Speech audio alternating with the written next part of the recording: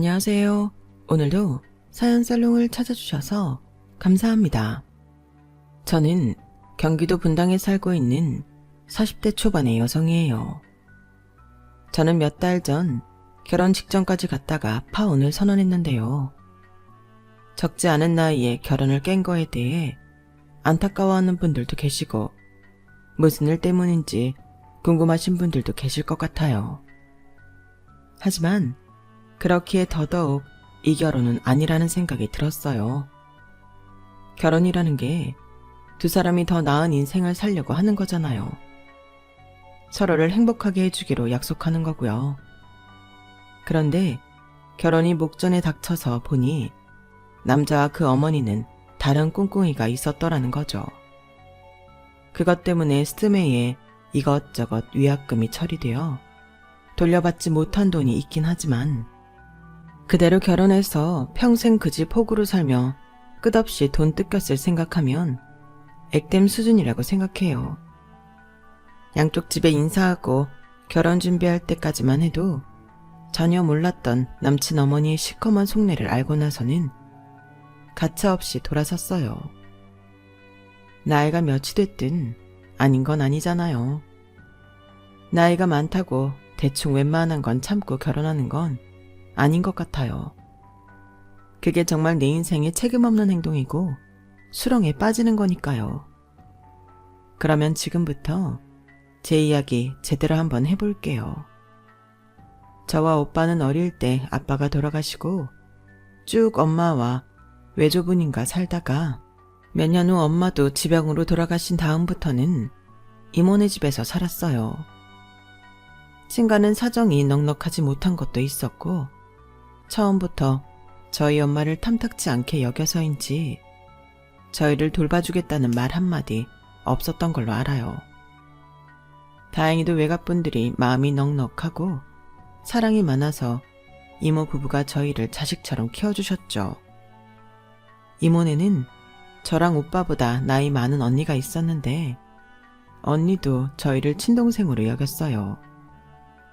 친구들한테도 다 자기 동생이라고 말했지 사촌동생이다, 이종사촌이다 이런 설명을 붙인 적이 한 번도 없었거든요. 그 덕에 저와 오빠는 부모님은 잃었어도 더는 큰 아픔 없이 밝게 자랄 수 있었네요. 오빠는 미국에 유학을 갔다가 거기서 결혼해서 살고 있어요. 이모 부부한테는 매달 용돈을 보내드리고 있고요. 거기에는 저희를 키워주신 데에 감사한 마음이 있는 거죠. 저는 꽤 큰 IT 기업에서 개발 프로젝트 일을 하고 있고 역시나 매달 부모님 용돈 드리는 마음으로 이모 부부한테 용돈을 드리고 있어요. 언니 부부랑 같이 어버이날하고 생신도 열심히 챙겨드리고 있고요. 남친은 저희 회사 회계 감사를 하는 법인의 일반직 직원이에요. 제가 차장 직함을 달고 있어서 임원분들하고 회계법인에 갔다가 알게 됐고요. 제가 연봉을 좀 많이 받는 편이라 적금 들고 주식하면서도 여행 다니고 하고 싶은 거 다 하고 살았어요. 이모네에 계속 살기 때문에 집에 들어가는 돈이 없어서 더 풍족하게 쓰기도 했고요. 저한테 이모 부부는 다른 사람들한테 말할 때만 이모, 이모부라고 하지 집에서는 자연스럽게 엄마 아빠라고 부르거든요. 그러니 제가 계속 같이 사는 게 너무 당연한 일이었어요. 저희 집 분위기는 그랬어요. 이모네는 이모가 외할아버지한테 받은 부동산도 있고 이모부가 대기업 임원이어서 큰 경제적 어려움 없이 살았어요. 제 통장이 두둑한 건 어찌 보면 당연했어요. 남친과 1년 반 정도를 사귀다가 결혼하기로 결정하면서 서로 재정을 공개하게 됐는데요. 남친은 돈을 정확히 1,200만 원 쓸 수 있다고 하더라고요. 그게 결혼 비용으로 쓸 수 있는 전부였던 거예요. 너무 걱정하지 마. 엄마가 우리 신혼집 자금은 대준다고 했거든. 너랑 내가 동갑이라고는 해도 나는 군대 갔다 와서 공시생하다가 포기한 시간이 있어서 사회생활 시작이 늦었잖아. 그러다 보니 직장생활도 10년 좀 안 됐고 그동안 대학교 등록금 대출받은 것도 갚고 이것저것 들어갈 때가 많았어. 그런 걱정 없이 편하게 산 윤정이 너랑은 경우가 다르잖아. 뭐 혼사가 이렇게 다 어그러지게 된 것도 결국 돈 때문이긴 한데요. 돈보다도 남친하고 남친 어머니의 어이없는 태도가 더 문제였거든요. 그런데도 남친은 제가 파혼한 이유를 이야기할까봐 아주 노심초사했었네요. 뭐가 잘못인지 모르는 거였죠. 야, 박윤정, 너 파혼한 이유 소문내지 마라. 그거 너도 쪽팔린 거야. 알아? 결혼 깨진 게 자랑은 아니잖아. 나도 아무 말 안 할 거니까 너도 그러는 거 다 입국 닫으라고. 알았지? 이런 거는 그렇게 해달라고 부탁해야 되는 거 아니야? 어째 말하는 게 명령조다. 어쨌든 내가 먼저 나서서 말하고 다닐 일은 없을 거야. 너만 잘하면 말이야. 김정호, 너 내 눈에 띄는 데서 자꾸 여자 꼬시고 그러지 마라. 내가 진짜 지구 끝까지 따라가서 그 여자한테 너랑 결혼하면 왜 안 되는지 다 얘기할 거니까. 너야말로 나에 대한 험담하기만 해. 회사 게시판에 니네 콩가루 집안인 거 다 밝힐 테니까. 사람을 돈주머니로 하는 게 콩가루 아니겠어? 제 말에 그 인간은 더는 입을 못 놀리고 씩씩대며 돌아가더군요. 정말 찌질하기 그지없더군요. 제가 왜 저런 인간을 좋다고 결혼까지 한다고 했나 싶었어요. 정말 제가 제정신이 아니었나 봐요. 솔직히 저라고 파혼한 다음에 사람들 보는 게 껄끄럽지 않았겠어요. 뒤에서 뭐라고 쑥은댈지 걱정도 됐고 스트레스도 받았는데 직장 동료 한 명이 자기 속을 털어놓더라고요. 박 차장, 그렇게 끝난 게 나아. 나는 지금 결혼 1년 반이잖아. 심각하게 이혼 고민 중인데 이게 은근 걸리는 게 많더라고. 이혼 소송도 너무 스트레스일 것 같고 진짜 결혼식 올린 과거의 나를 때려주고 싶다고. 누가 뭐라 하든 박 차장 인생만 생각해. 김정호 씨 외동이랬지? 요즘이야 거의 외동이 많긴 한데 그래서 더 집착하는 시어머니들도 많다는 것만 알아도. 내가 들은 얘기만도 진짜 장난 아니게 많거든. 근데 결혼 전부터 사람 긁는다? 이거 뻔해. 나도 결혼 준비할 때 포기했어야 했어. 나이 많다고 대충 맞춰서 결혼하는 거 절대 아닌 것 같아. 나도 곧 40 된다고 급하게 결혼해서 이렇게 된 것 같다니까? 직장 동료는 저한테 이거는 지나가라는 바람이라고, 더 좋은 일 있을 거라며 사람들 시선에 너무 신경 쓰지 말라고 하더라고요.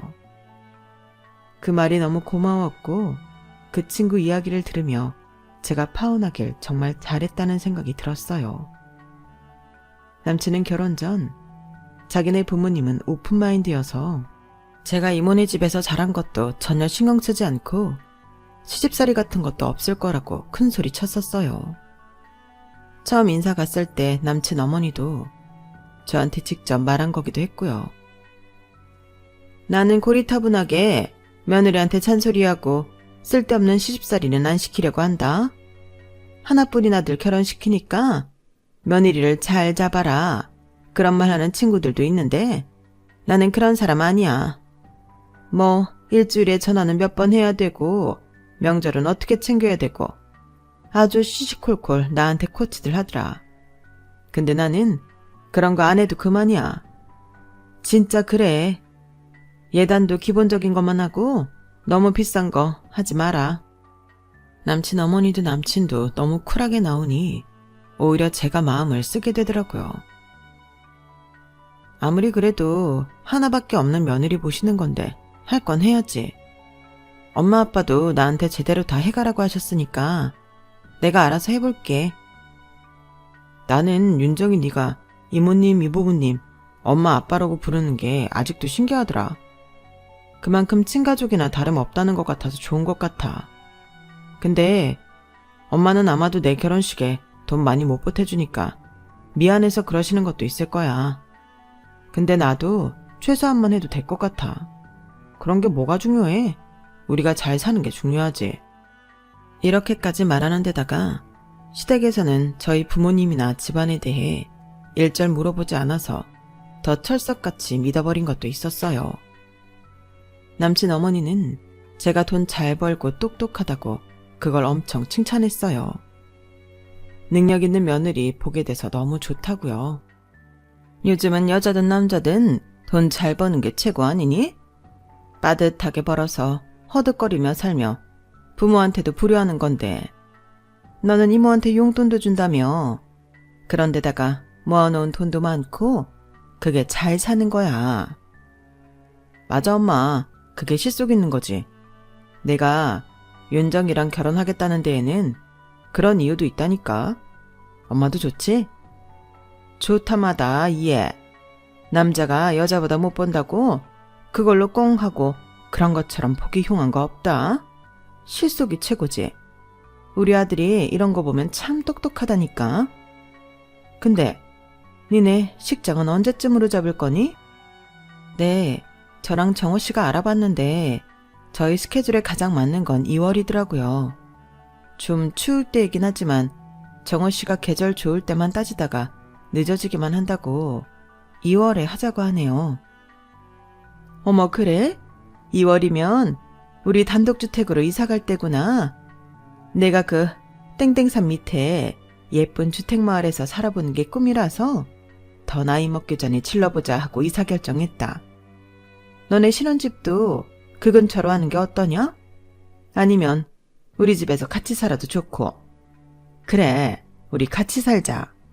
그러면 니들 돈도 굽고 좀 좋니?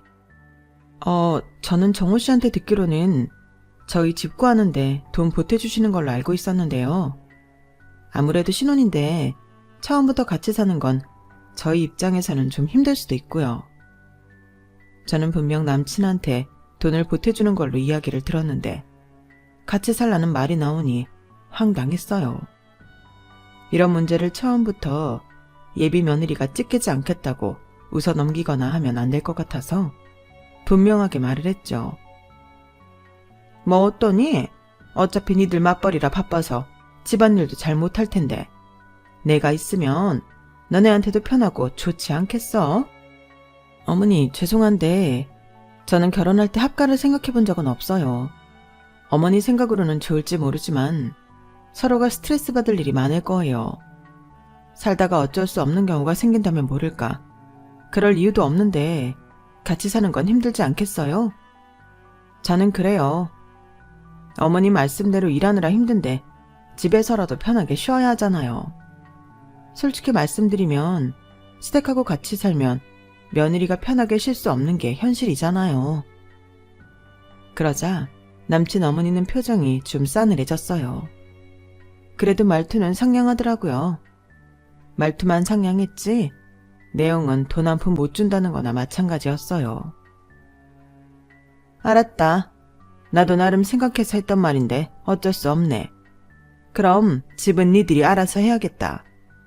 정호가 말을 했나 모르겠는데 우리 이사하면서 집 리모델링 비용이 만만찮게 들어가서 여유가 없어. 보태줄 수가 없구나.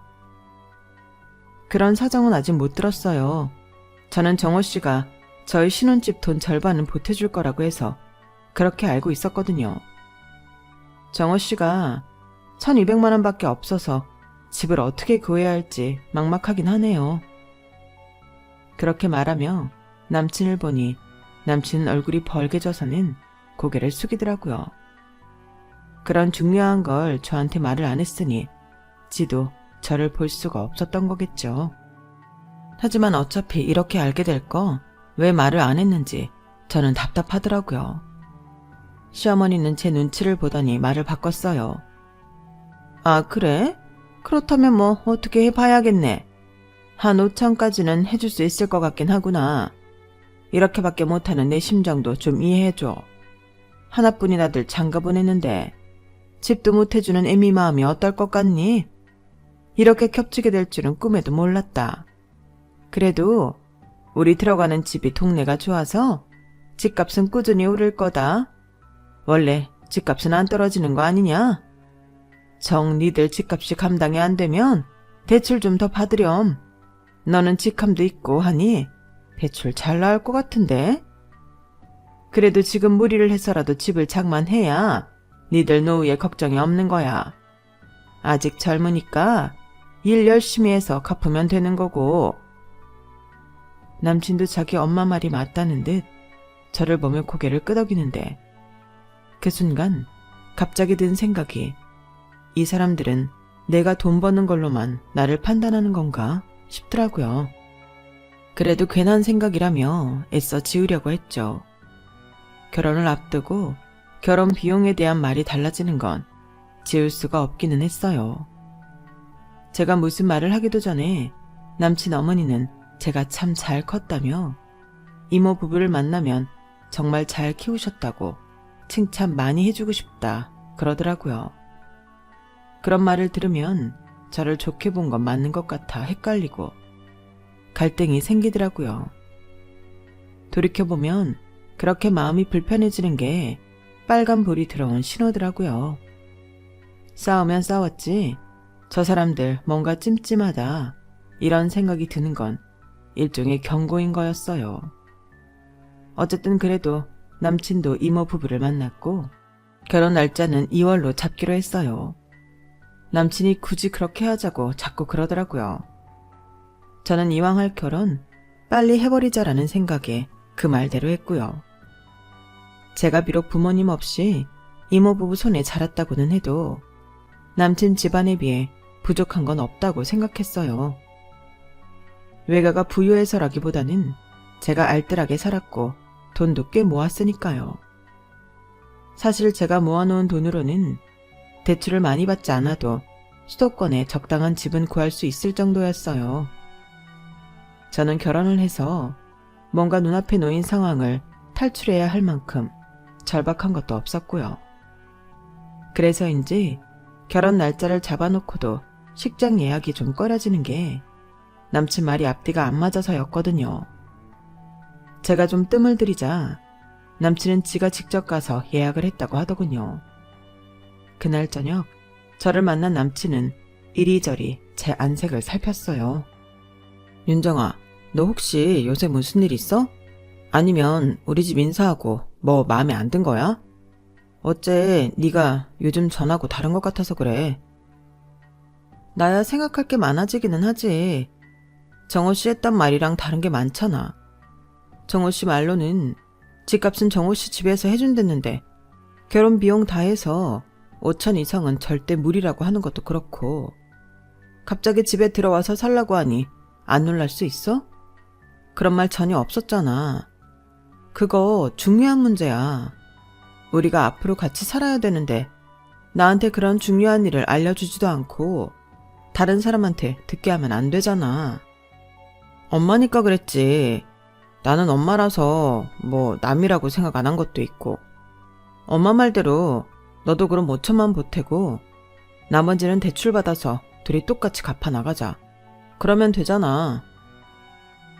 5천만 원으로 다 집 구하는데 쓰면 정호 씨 1200으로 다른 거 비용하고 다 한다는 말이야? 그래? 그러자 남친은 말을 못하고 우물거리더라고요. 그러더니 또 자기네 집 사정을 봐달라는 말만 되풀이했어요. 우리 사정 이해 좀 해줘.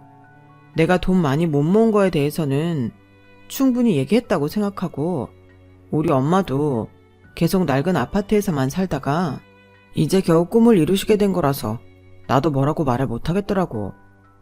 엄마가 원하는 집에 가서 살게 됐는데 나 결혼해야 되니까 그러지 말고 돈 달라고를 못하겠더라고. 엄마도 내심 속상해 하시는 것 같아. 하나뿐인 아들 결혼하는데 여유 있게 못 해주시니까. 우리 둘이 벌면 대출금도 금방 갚을 거야. 그러니까 너무 그런 것 때문에 걱정하지는 말자. 남친은 어떻게든 돈 문제를 무마하려고 했는데 저는 돈도 돈이지만 남친하고 남친 어머니 태도 때문에 더 불편했던 거거든요. 근데 그걸 모르는 것 같더라고요. 어째 얼른 이 상황만 벗어나 보자 하는 것 같기도 했고요. 나중에도 이런 일이 생기면 또 자기만 어떻게든 모면하고 빠져나갈 것 같다는 생각도 들었어요. 남편으로서 신뢰를 할 수 있는지의 문제였죠. 저는 남친한테 앞으로는 뭐든 있는 그대로 다 말해달라고 했어요. 제가 알아야 할 건 알아야 되지 않겠느냐고요. 근데 남친 어머니 역시 제가 할 말 다 하는 걸 보고 기분이 안 좋았나 보더라고요. 남친이 생각 없이 자기 엄마가 친구들 만난 자리에서 제가 기가 세다며 만만치 않겠다는 말을 한 걸 그대로 전하더군요. 그러면서 자기가 엄마한테 그런 소리 하지 말라고 큰 소리 쳤다며 자랑스럽게 말하는 거였어요. 내가 엄마가 자꾸 너보고 기가 세네, 우리 아들 힘들겠네 이런 말해서 그러지 말라고 뭐라고 했다? 아니, 언제는 똑 부러지고 잘 컸다고 해놓고 왜 그러냐고. 엄마 며느리 될 사람 그렇게 말하면 좋냐고 하니까 아무 말 못하더라. 뭐 어머니 입장에서는 내가 다 좋기만 할 수는 없겠지. 그럴 수 있어. 암만 그래도 내 마누라 될 여자 그렇게 말하는데 나도 좀 그렇더라. 엄마한테 너 적금 들어놓은 것도 많고 작은 집 하나 살 정도 여유도 있다고 했더니 표정이 확 바뀌더라고. 갑자기 막 너에 대한 무한 애정이 솟구치는 것 같다고나 할까? 내가 이렇게까지 해놨으니까 너에 대해 어디 가서 이상한 말은 못 하실 거야. 결국은 돈 많다니까 저에 대한 태도를 바꾸셨다는 거잖아요.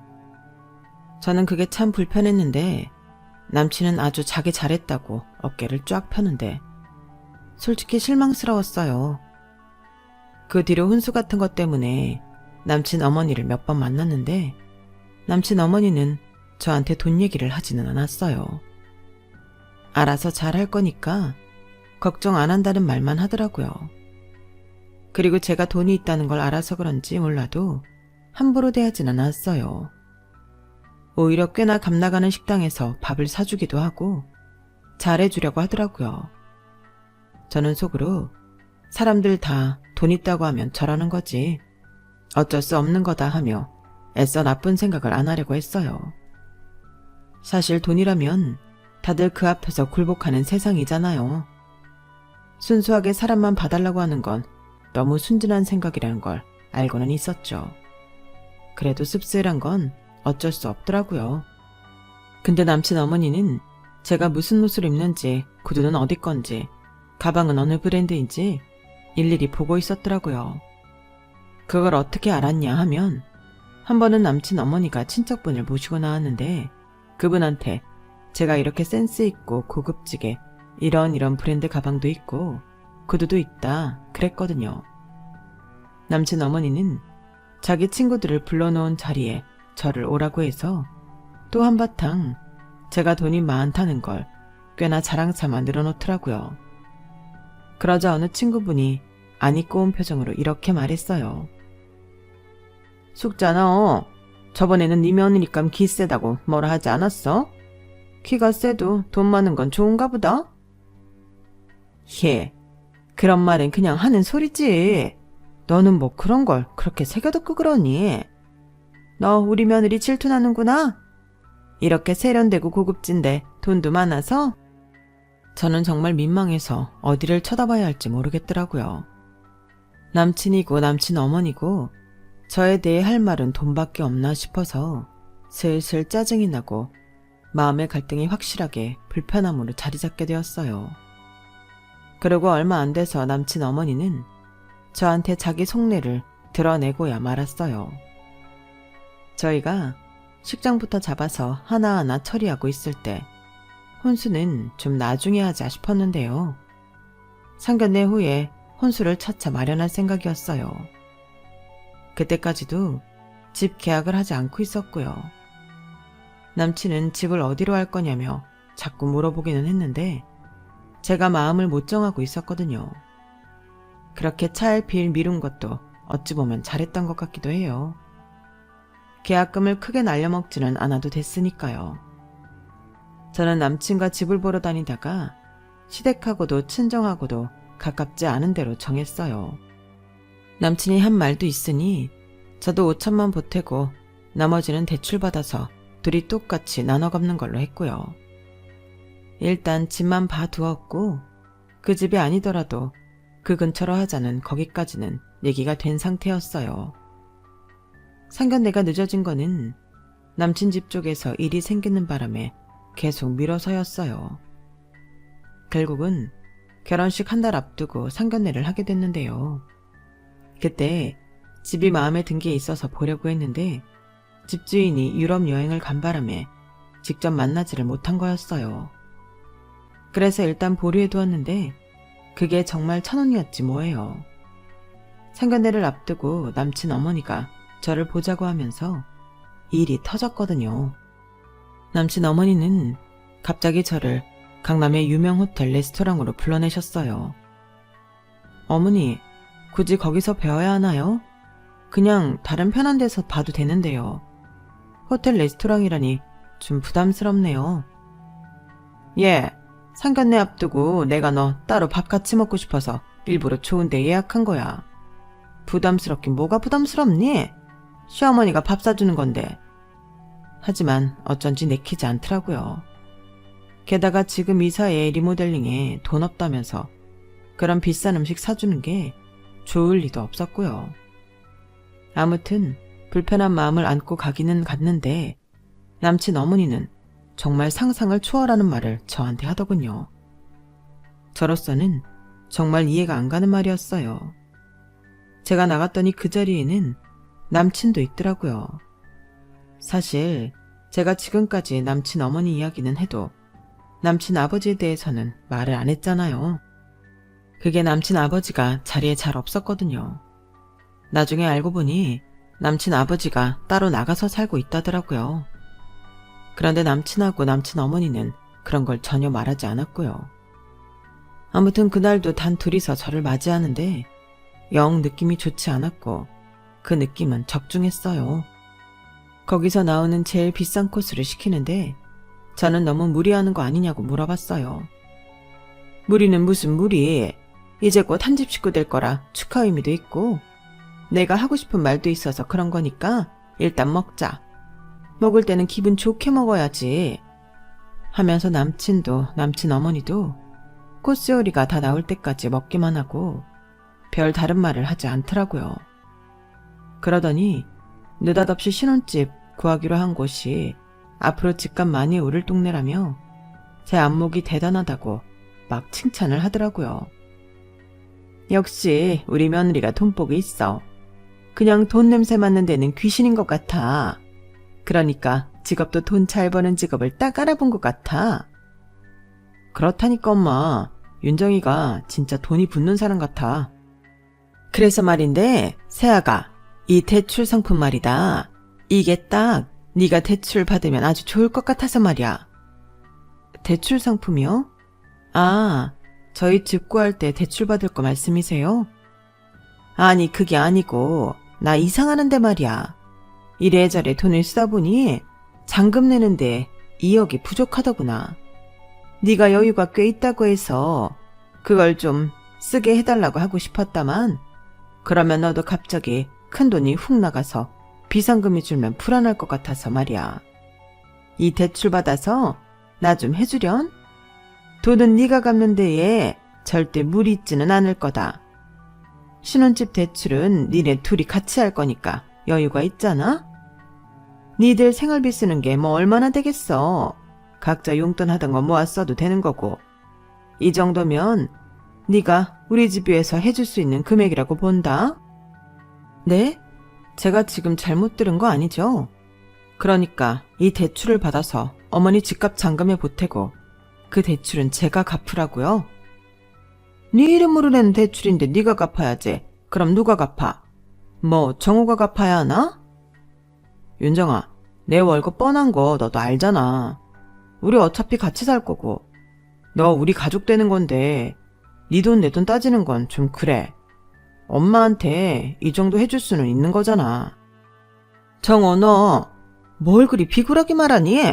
그러니 제가 맨날 큰소리치지. 예, 이 정도는 내가 부모로서 당연히 요구할 수 있는 거 아니니?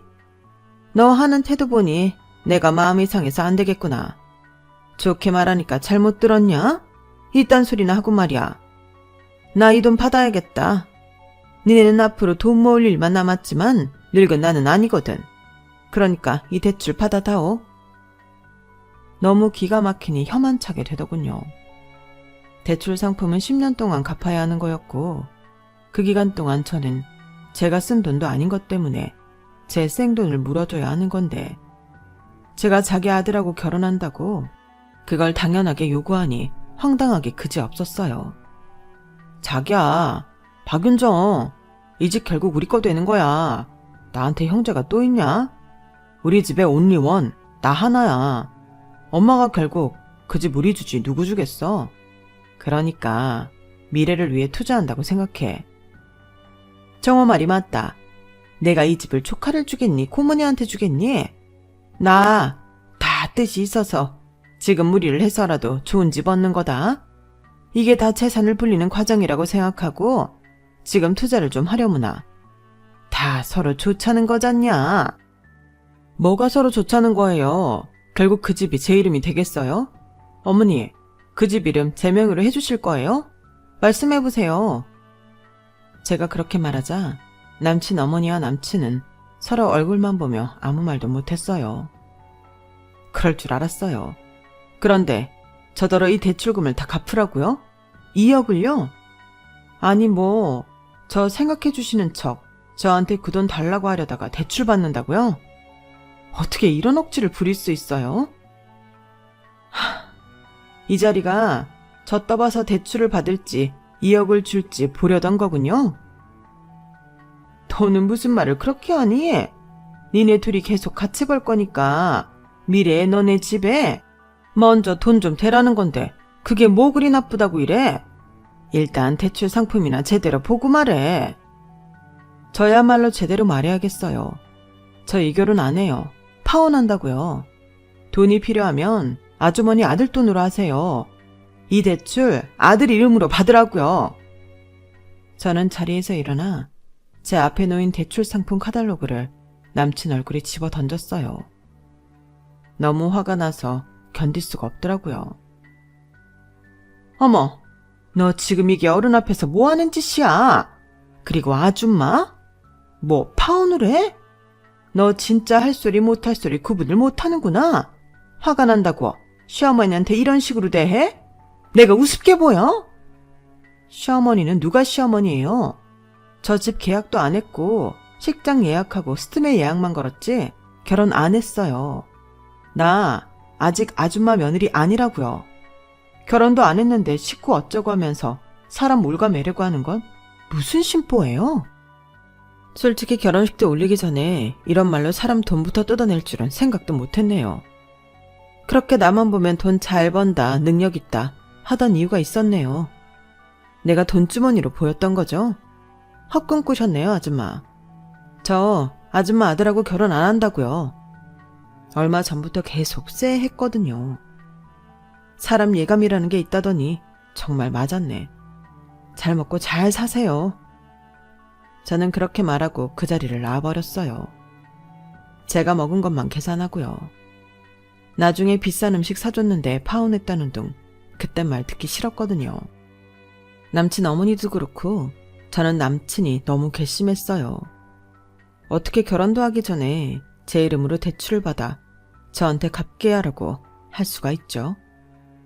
남친은 그날 밤에 찾아와서 저더러 왜 화를 내냐며 뭐라고 하더군요. 너 이런 식으로 화내고 화 풀리면 우리 엄마 어떻게 보려고 그래? 이게 그렇게 화낼 일 아니야. 냉정하게 생각해봐. 우리한테 나쁠 거 하나 없어. 네가 대출금 갚는 게 뭐 그리 손해라는 거야. 아까도 말했지만 그 집 어차피 우리 거 돼. 나 같으면 바로 여윳돈 2억 있는 거 찾아다 엄마 주겠다. 저는 뻔뻔한 남친한테 질려버렸고 그 자리에서 그놈 정강이를 차버렸어요. 이게 진짜 좋게 끝내려고 했더니 사람 아주 지르네. 야, 그렇게 좋으면 네가 대출 받아서 네가 갖고 네 집 만들어. 그러고 집에 들어왔더니 남친은 또 그걸 자기 엄마한테 얘기해서 남친 어머니가 저를 찾아오게 만들었더라고요. 야, 네가 감히 남의 집 귀한 아들 정광이를 시퍼렇게 멍들게 해? 너 미쳤지? 그러면서 저를 때리려고 손을 들길래 제가 손을 확 잡아버렸어요. 남친 어머니는 놀라서 방방 뛰고 난리도 아니었어요. 이게 아주 부모 없이 큰 티를 이렇게 내네? 불쌍한 년 걷어주려고 했더니만 적반하장도 유분수지. 이래서 돈밖에 모르는 것들은 천박하다고 하는 거야. 이봐요 아줌마. 아줌마가 그런 말 할 자격이나 있어? 결혼하기 전부터 대출받아 지들 돈 해내라는 사람이 누구 보고 돈밖에 모른다는 거야. 뭐? 걷어줘? 걷어줄 능력이나 되고? 말 함부로 하지 마. 이런 집안인 걸 모르고 결혼할 뻔한 걸 조상님이 살려주시나 보네. 우리 엄마 아빠가 하늘에서 나 지켜주시는 거야. 이봐요 아줌마. 당신 아들이야말로 그렇게 잘난 사람 아니니까 주제 파악 좀 해. 어디 돈 1200 갖고 결혼하려고 하면서 여자 등골 빼먹을 생각을 해? 저는 바로 시어머니 손을 확 놔버렸고 그 자리에서 남친한테 전화를 했어요. 야, 너 내 말 잘 들어? 너 스드메 예약한 거 위약금 반 낼 준비나 하고 그동안 결혼 준비한다고 나 돈 쓰게 한 거 죄다 물어낼 준비하고 있어. 그리고 식장 예약은 네가 혼자 가서 잡은 거다. 네가 알아서 해.